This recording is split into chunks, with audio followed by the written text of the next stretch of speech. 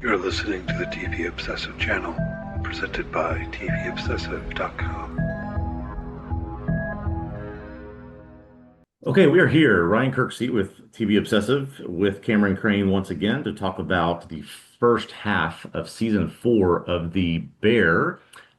This is a supplemental additional podcast to our weekly coverage of what we're doing right now, which is looking at Apple TV Plus show Murderbot. But right now we're going to focus on the first half, episodes 1 through 5 of season 4 of The Bear, and then put out a later date, a second half of the season coverage. This conversation will include episodes Groundhog, Soubise, Scallop, Worms, and Replicant. I think our situations, Cameron, are I have seen only 1 through 5. You have seen the whole season. So we're Yeah, going to do our best to not spoil the audience at large, and certainly not spoil myself here, as I've still got 5 to go. I wasn't necessarily going to tell everyone that, but yeah, I did. I just binged the entire season on Wednesday night. It came out, it hit at 8 p.m. Eastern, and I finished at like 3:30 a.m. Right. Um, and part of why I went ahead and did that is because Squid Game's coming out. It's like, all right, let's go ahead and watch all of the Bear, yeah. But yeah, we decided then basically after that that we're gonna record on the first half here today. Can't help it. Want to talk about it. Certainly I do. And I do think it's a pretty good breaking point here after episode 5. We were talking about that briefly before we started recording. And I think it should be easy enough for me to avoid spoiling what happens in the latter part of the season because episode 5 kind of leaves us with some questions. So um, definitely I will do my best. And well, I mean, no, I promise. I'm not going to spoil what happens at the end of the season. Don't worry about it. Well, No these five spoilers for anything after episodes. episode 5. I can Right, handle it. right, right. Well, these 5 episodes, which we'll go through today, writers include Christopher Storer, who's the showrunner, Catherine Shatina, Renee Gube, who plays Renee on the show, Io Iabiri, Lionel Boyce, both actors on the show, Karen Joseph Adcock, and then additional directing by Christopher Storer, Duccio Fabri, and Jessica Bravo. Just a quick summary of the first 5 episodes. The staff of the Bear dealing with the fallout from the mixed review of the Chicago Tribune. Cicero, the computer, bring in a clock and say the restaurant has 1,400 hours, or roughly 2 months, to drastically change something, or they are going to have to close. Higher costs mean the restaurant has to afford fewer ingredients. A menu change. Marcus and Tina are struggling to keep up with fast pace of service. Sydney is still torn between going to work with Adam Shapiro or staying with Carmy and the Bear. Carmy has apparently changed on the terms of the agreement. Richie has hired the crew from Ever after that restaurant closed at the end of season 3. The only thing that seems to be working well is Ibrahim and his crew at the beef lunch window, and they bring on an advisor to try to figure out how to make all that work even better. Carmy does tell Sid that he has decided to move to fixed menu instead of the chaos menu they have been using to help with service and with costs. Sid seems intrigued by this idea, but he's interrupted by a phone call saying that her father had a heart attack and is in the hospital. There's a couple quick notes of things outside the restaurant. Sugar trying to figure out how to manage the restaurant's business while being a new mom with Pete. Carmy visits Claire, but the topology doesn't go that well. Marcus sells his mother's home, but doesn't really want to get together with his dad, who's asking him to hang out. So a lot of interpersonal things happening as well. I kind of got the sense that a lot of what's happened in these first 5 episodes focuses on uh, Sid and her decision or lack thereof, Yeah. and what she's doing, and what now. There's certainly a cliffhanger of what's about to happen with her and her father, who she's essentially been ignoring for the first 5 episodes. So it seems a lot of narrative driven around her right now. Yeah, and I think I think that makes sense. Hmm. Although at least I found myself thinking this is something we're going to talk about, I think, at some length. It's good we might as well just dive right in talking about Sid. Um, because I had to think about this a bit, you know. I know one of your thoughts, and you expressed this also in the article you wrote on the first episode of the season, is that this kind of question of whether it makes sense that Sid's still around. Why isn't Yeah, she taking Shapiro's offer? It seems like a really good offer, and she so on. she's got an offer for more money, better benefits, stake in the restaurant, a sense of more control over what happens there. And then Cicero and Computer come in and say, well, essentially we're closing in 2 months. So why is it not then that, that next hour I'm going and telling Adam I'm in, right? Why would she, I guess she's sticking around just for Carmy and just the hopefulness, the potential of this place, I guess. Yeah, and at the same time, it seems like she hasn't looked at the agreement from the bear, Yeah, even the original one, right. you know, which going back thinking about season three, I guess I have to double check, but I feel like that's already been at least a couple of months Yeah, oh yes. that Yeah, that's been we get a sitting there. sense from Claire in this episode that it's been at least since the refrigerator, locked in the freezer happened, and this, it's been, she says, few months. We know in season three that Sid sort of talked over Shapiro's agreement with Pete, but with not a sense of she's even opened up and looked at what Cicero and Carmy sent her last season. Yeah, you're right. I think even Claire might say something like 6 months. Anyway, Yeah, like maybe. it's been a good amount of time. So I don't know. I had to sit with this a bit and think about it, and I've got some mixed feelings, right? So part of me feels like, I always like to start with the negative, right? So part of me feels like this whole storyline with Sid should have been the arc of season three. Yes, okay. And that the season three finale should have been, her decision one way or the other, but it's probably going to end up being to stay at the bear because that's what the Right. show is, right? Right. And instead they have kind of drug that out here into season four. And I think maybe that's part of the issue, you know, because in narrative terms, not that much time has passed, certainly Yeah, between the end of season three and the end of season four, right? correct. It's like no time at all. It's like the next day, Yeah. right? For us as viewers, though, it's been a year, So I Yeah. think that feeds into how, well, okay, it really feels like they're kind of dragging the storyline out. But so I think what we have to try to do, Ryan, is think about, does it make sense in terms of the character that she would be this indecisive and dragging this out this long? And I think if I sit with it in the right way, I can get to the feeling that the answer is yes, I, because, yeah. you know, I'm very glad you said this, because I think this is less a narrative choice and more of a developing the personality of who Sid is. She just can't bear to make that choice. She is paralyzed by it. She is having panic attacks because of it at the end of season three. This is not just we need to drag this out for the sake of story, but this is, Sid just not being able to do this because of who she is and what she's torn between. yeah. And so it's at one level, it's if you take it simply as a business decision, it seems pretty clear the right decision would be to leave and go work with Shapiro, right? Right. But that it's not just that, it's also the interpersonal dynamics and feeling beholden to these people, right? And then that's not just Carney, right?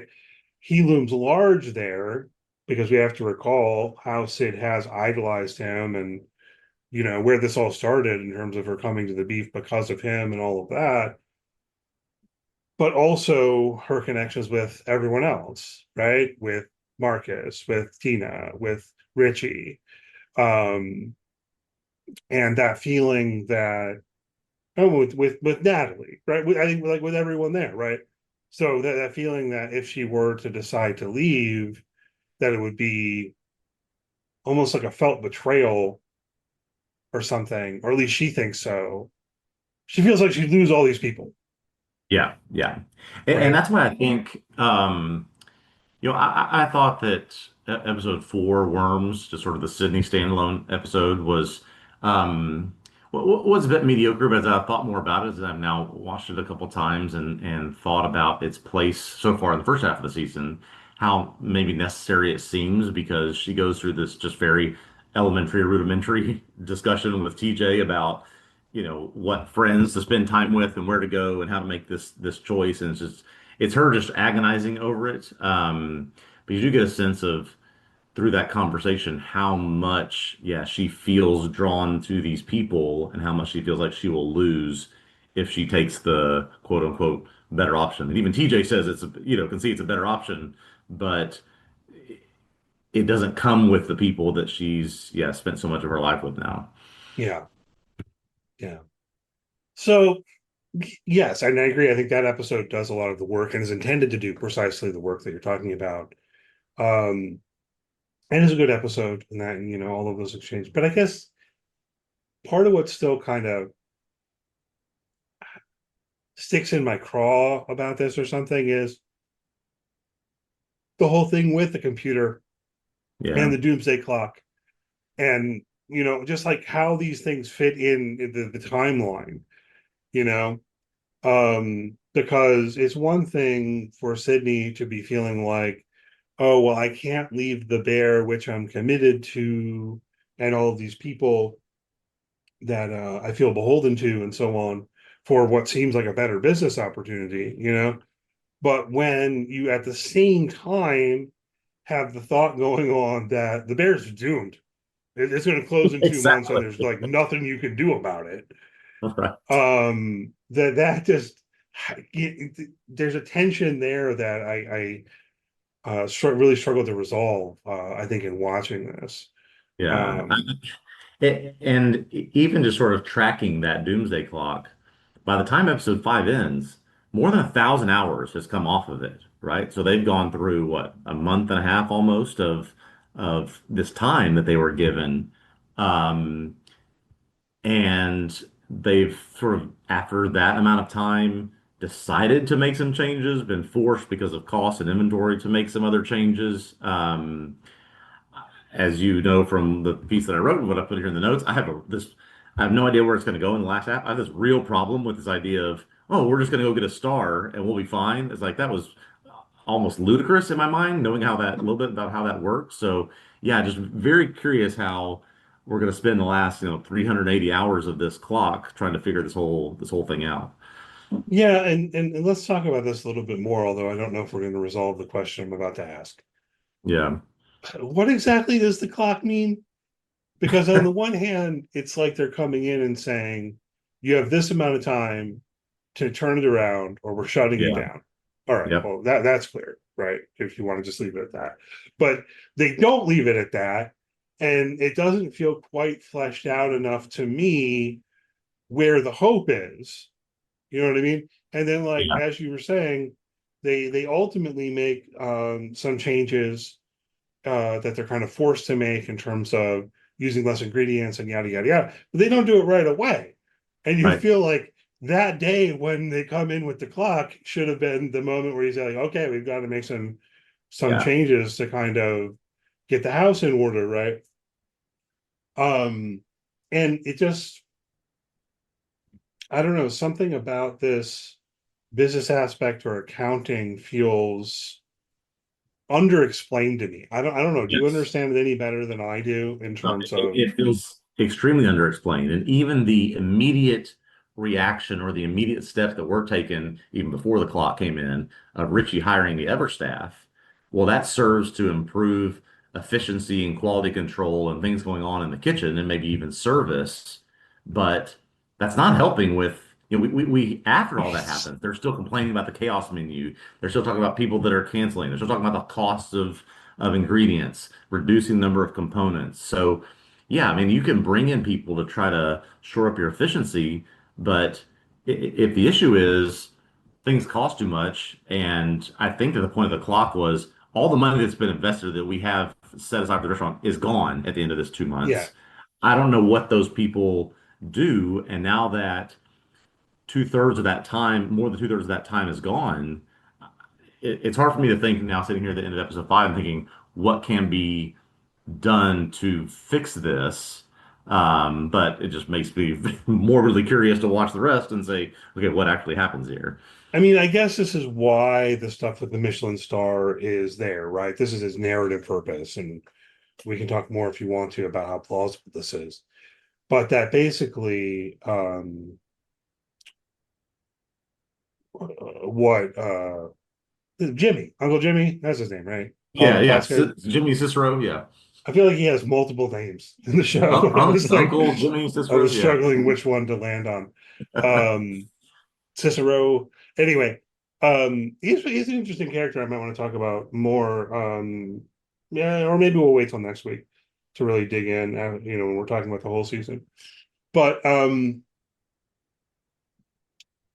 sorry, I lost my train of thought a little bit. Okay, okay.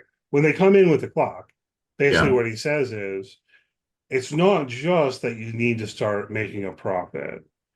You need to have some kind of, oh wow, we've really turned it around sort of exactly. moment, right? And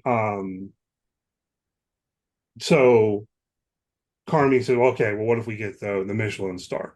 So I think that's how it's meant to serve narratively, where it's like, okay, well, if they do, Yeah, and the news breaks, and now everyone is learning that this relatively new restaurant, the Bear, got a Michelin star, that business is going to, take off. That would be that almost kind of like singularity in terms of not just slowly making more money, but like yeah. actually, jumping into the space where this could be like really work and be successful. So I think that's why it's there. But you want to talk a bit more about why Yeah, it's maybe not I, super plausible? I completely understand if they had a year or two to turn this around, why this would be a smart mirror choice to say, yeah, I mean, we would be one of the rare restaurants that has a Michelin star. Yeah, I am no expert in this, but I mean, a quick Google search, you're not getting a Michelin star in 2 months, right? Unless you're well into the process, which we have no sense that they are. And for a show that's supposed to be, particularly after the season 3 finale and how much they've done, for a show that's supposed to be a love story about fine dining in so many different ways, this is just such a out of bounds component of how this could work. Again, I don't know what they're going to do in the last half of the season with it, but it's just not plausible at all to say, okay, in 2 months we'll get a star and that'll turn us around. I mean, no chef in that position would recommend that. Yeah. I mean, I guess they already had been talking about it a bit in season three. Does that help at all? Yeah, You just rewatched season three though, right? I didn't. yeah, So maybe it they doesn't. certainly talk about the desire to do it, but you go and look at the Michelin guidelines of what they have to do, and one of them is consistency, that they visit you over a long period of time to make sure that your food is consistently excellent each time. And again, maybe they visited them several times and we just don't know it. Maybe that's who this Mr. Clark guy is, introduced in the Scallops episode. My thought is, again, I know you know the end story here. I really hope this Mr. Clark is not like some, famous reviewer who writes something and saves the bear because if he writes a magnificent review. That seems a little hollow to me after, how much they are sweating this one that came out in the Tribune. But again, that guy had to be introduced for a reason. I'm sure I'm about to find out in the next few episodes. I mean, it's definitely implied. Like they definitely set it up like he is the Michelin, Yeah. the Michelin man. Yeah. There's also this comment that someone makes that they often use weird names or Yes. the fake name where their last name is a city and I'm sorry, a street in the city where the Yeah. restaurant is, which that would fit Clark, with this Clark um, Street. Yeah. in Chicago. Yeah, so um, there's definitely like that kind of signposting, like, oh, this is the guy, and you got to stop mentioning that I've seen the whole season because like what is it's you're putting me at risk of some well I don't even know. There's like the spoiler where one type of spoiler would be if I accidentally said what happens. Another type Yeah. of spoiler would be if I accidentally said what we don't find out, right? Right. Okay. So Well, anyway, I I just have to want to be get careful. that rant out. We can move on from that. Again, maybe things will be explained, but if they're starting from zero, that's a very tough sell for me. Yeah, but I guess okay. So I guess that's the plan. I guess we throw that out. Another aspect of this. So this is a really weird. All of this is a really weird complaint coming from me because I feel like I want more explanation of the business stuff than we get, which is a weird thing for me to be saying, being who I am. because normally I find that kind of like business talk boring or something. Yeah. But this is weird because at the one hand, it's like, okay, the restaurant's in real peril. On the other hand, the beef window that Ibrahim is running, it's super successful, Yeah, right. right? Well, it's Um, apparently gotten good reviews. It's open during lunch. They sell out every day. That's an issue if you don't have enough inventory to manage your demand. But yeah, I mean, it's almost like a different business, I guess. I mean, I'm trying to sort of coalesce what I would know about these things, but yeah, it just seems I'm not sure. Obviously, that's going to tie together, but they're making so much of a big deal out of it over the first 5 episodes. There's going to be something there. yeah, and Ibrahim's, he wants to push it, and so he brings in this business consultant, um, played rather wonderfully by Rob Reiner. The Yeah. character's name's Albert Schnurr. So I don't know. I guess I just want to mention at least that that thread that's there as well in terms of how Yeah. Ibrahim wants to make his part of the restaurant better, more successful, or whatever. And I don't know how this character struck you. It's kind of interesting to me how I had a similar feeling with Uncle Jimmy at first, where I wasn't, I didn't necessarily trust him. Yeah. Yeah. What do you think about Rob Reiner's character? Do you feel I, he's ooh, trustworthy? I thought the exact same thing. That this seems like it's sort of like, how did Ibrahim find him? How's he connected this guy? Is this just a, salesman of sorts? If I'm going to come in and give you the cliff notes of some business book and then take all your money and be on my way. I kind of got that vibe. And yeah, again, this is maybe one of the strands I'm very interested to find out what happens over the rest of the season. Yeah, I think maybe I just have an initial distrust of business people, and that might be Yeah. part of what's at play here. Um, but yeah, and then let's circle back. You mentioned how they bring in the staff of Ever, Mm, which I think is great, and like great plan in terms of making the restaurant better, right. right? And I love the characters, Yeah. particularly Jessica. Yeah. So yeah. I don't have the actor's name in front of me, unfortunately. Um, so I'm kind of glad they did that, but yeah, at the same time, it's like, does that make business sense? Right. I don't know. And then, When that happened, I was thrilled to see them and thrilled to see them part of this. But they come in this meeting that they're having with Cicero. If I'm Cicero, these don't look to be replacement positions. They didn't, fire back of house staff to bring these people in. If I'm Cicero, I'm saying, no, get out. Like, we can't afford you, right? And so while I'm thrilled that they're there, yeah, there's just some logistical things I'm tripping on a little bit here. yeah, I mean, I think they did tell us right before that some people quit, Yeah, yeah, you that's true. know, that we maybe didn't know. I remember there was that one guy who was like smoking meth out back or Yeah, crack or whatever. that was a cook. That was a That cook. was a cook though, yeah. Yeah, But so I don't know if they had some front of the house people they lost. But it's also like how much were how much were they paying those people who maybe didn't have very much experience yeah, versus how much you have to pay the most professional exactly. staff you can imagine, Right. and then Luca shows up and say, okay, he's here as a stage. I mean, is he really just doing this like as a favor? That's what it seems like. When we get about 10 minutes of Luca at the end of episode 5, and yeah, it's like, I'm gonna come do you a favor, Carmi, to help make sure that your pastries are getting out. And I mean, at this point, is he not a accomplished enough chef that he's got his own thing going on, or he's in demand? I'm not sure, but yeah, it just seems like he's gonna be doing Carmi a favor for a while.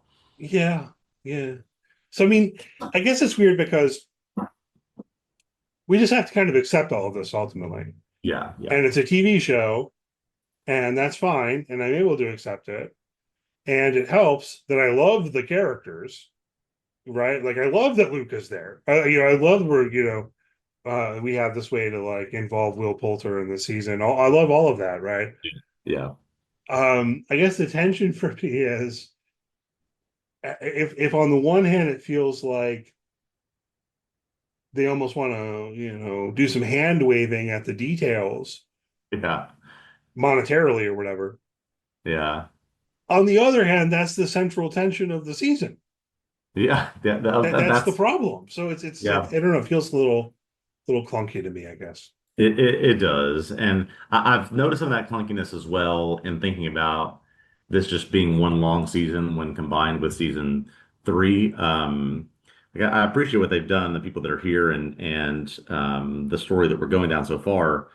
But you can sort of tell in these first five episodes, there's been a lot, and I love the music in this show. There's been a lot of people just sort of doing things while some interesting song plays, right? Like, just reading through a book or learning about wine or visiting a Frank Lloyd Wright house or, just interesting things that people are doing while some sort of song plays, some sort of poignant song plays. There's a lot of that in the first five episodes. So it's sort of okay, yes, we had to build this story that we had into two distinct 10 episode seasons. And these are some of the things we're going to use to kind of fill that time. That's at least the impression I've gotten. I don't know if that resonates with anybody else. You feel like they're, what's the word? Where they're like drawing it out, Yeah, we needed to fill some time because kind we of, yeah. had one whole season we're stretching into two. Yeah. Yeah, I mean, I do have something of that feeling of probably going back to season three also of it feeling increasingly like the show is kind of, I don't know, luxuriating in itself Mm. or something.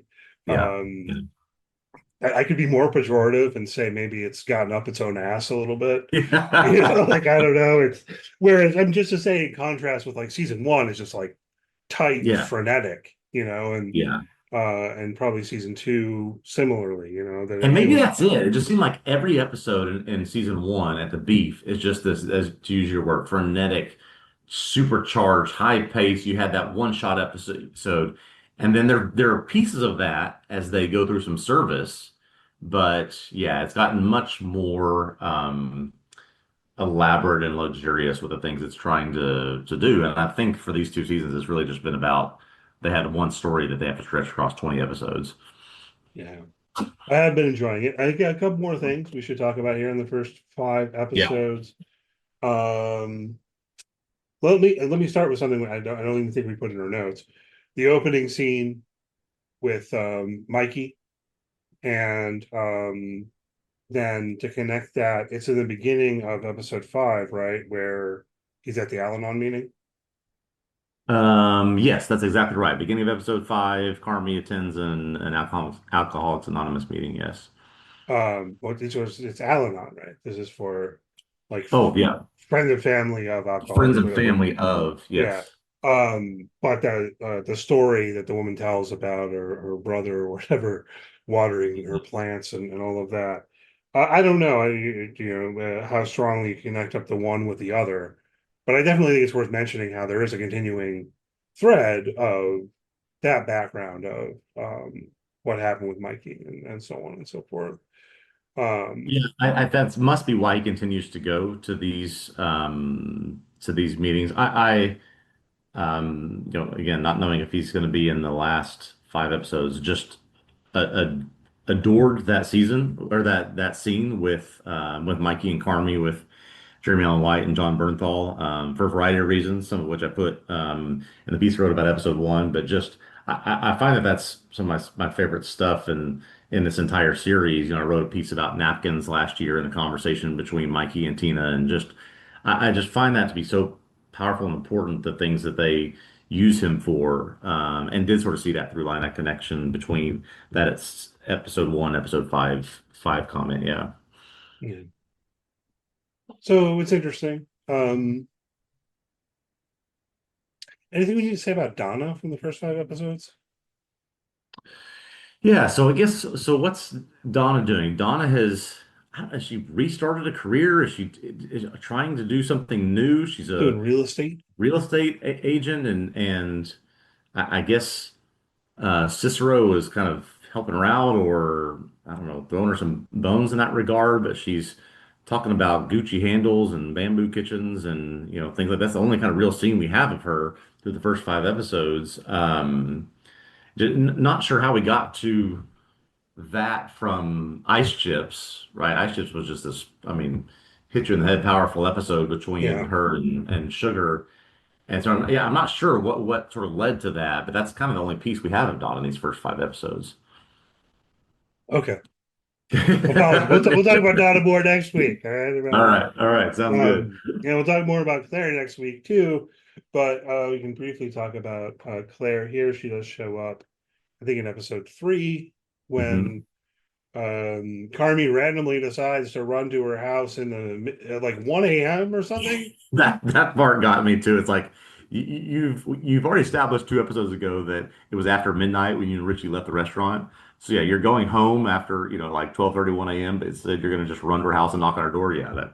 Sure. We'll handle that too. I don't know if this is recommended behavior, but it's an interesting scene, and I think it felt to me realistic, I guess. You Yeah. know, Yeah. um, putting aside the very idea that you could run and knock on her door and like Yeah. that someone's even answering the door at, One of the at fact 1 brothers. a.m. Yeah. and that she ultimately will come talk to you. That part's not maybe the most realistic, but in terms of their dynamics, I was glad that the series didn't kind of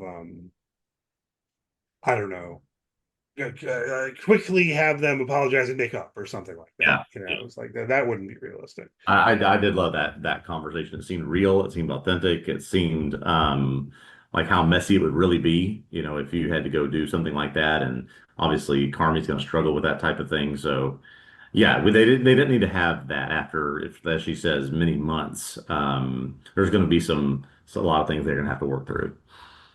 Yeah. Um, and then I think it's right after that he calls Pete to change the agreement. Is Yes, that right? immediately after, which, all that we know through episode 5 is he's called Pete. Sid is about to bring up with Carmi that something has changed. They were about to discuss what it is, but that's when Sugar shows up with Sophie, and then Mhm. Sid gets the phone call about her dad. So at the end of season or episode 5, we don't know what those changes are. Yeah, I'm aware. I've got the cutoff point top of mind here in terms of where it leaves things off. Yeah, There's also some humorous stuff in here that I feel like I want to note. I don't know how much there's to say about it. Really, as per usual, just all the stuff with the facts. love it. Yeah. Sugar just absolutely not. You cannot hold my baby. Yeah. No, no, no. I think my favorite bit of that is when they're trying to tell Richie that they're allowed to hold the baby, and he's like, "You're absolutely fine." Yeah. I love Um, all of them. All of them. uh, so yeah, we've got that going on. We've got some good stuff coming in the latter part of the season for sure. As Ryan has mentioned multiple times, I have watched all of it. I think I've done fairly well with holding.